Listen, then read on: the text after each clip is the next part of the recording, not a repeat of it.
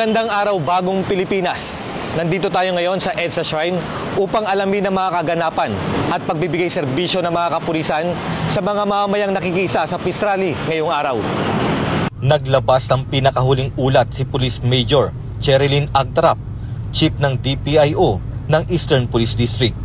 Kaugnay na nagpapatuloy na monitoring sa EDSA Shrine kung saan inaasahang dadagsa ang mga relista ngayong araw. Ayon kay Police Major Agtarap, kasalukuyang maayos at kontrolado ang sitwasyon sa lugar habang nakaantabay ang mga unit ng pulisya mula sa iba't ibang regional offices. Patuloy na minomonitor ng Eastern Police District ang mga aktibidad sa paligid ng shrine upang matiyak ang kaayusan at kaligtasan ng publiko. Sa ngayon, ang status po dito sa EDSA Shrine, tahimik naman po. Simula po nitong umaga ay wala naman po tayong na-monitor at wala naman pong nangyari na hindi maganda po dito sa area na to. As of this time, since kanina, may mga ilan-ilan lang po na mga pumunta dito, na mga rallyista. Ngunit ito po ay yung mga wala naman pong permit. So, since ang expected naman po natin dito na magagali ngayong araw ay yung mga miyembro po ng INC. So, balit according po sa ating information, ito po ay, ang grupo pong ito ay in-expect natin ngayon pong 4 p.m. So, mamaya pa po sila. Sa ngayon po, yun nga po, yung sa 4 p.m., yun lang po yung na-expect natin na mga pupunta po. So, yun po yung mga magpo-proceed papunta doon sa People Power Monument. Samantala, ayon kay Police Brigadier General Aden Lagradante, District Director ng Eastern Police District, inaasahan ang mas malaking bilang ng mga relista pagsapit ng hapon, partikular sa People Power Monument, upang matiyak ang tuloy-tuloy na presensya ng kapulisan. Ipinapatupad ang 2-hour shifting para sa mga pulis na naka-assign sa lugar. Una-una, of course, our strength is our number, no?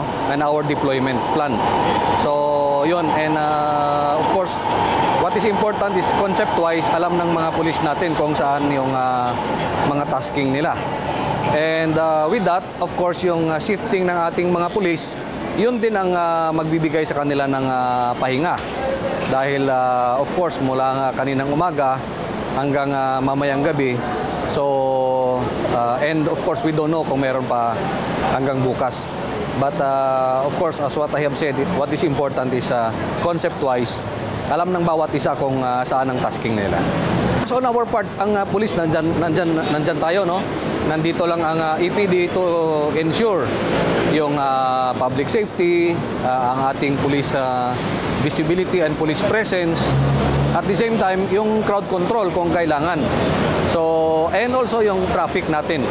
So, rest assured na nandito ang police natin and to make sure na they are safe throughout the day or even until tomorrow.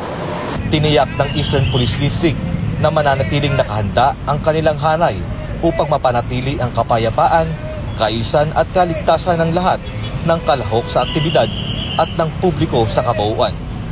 Mula dito sa EDSA Shrine, ako ang inyong Police News Network Correspondent, Patrolman Lubimir Julian, nagbabalita para sa Police News Express.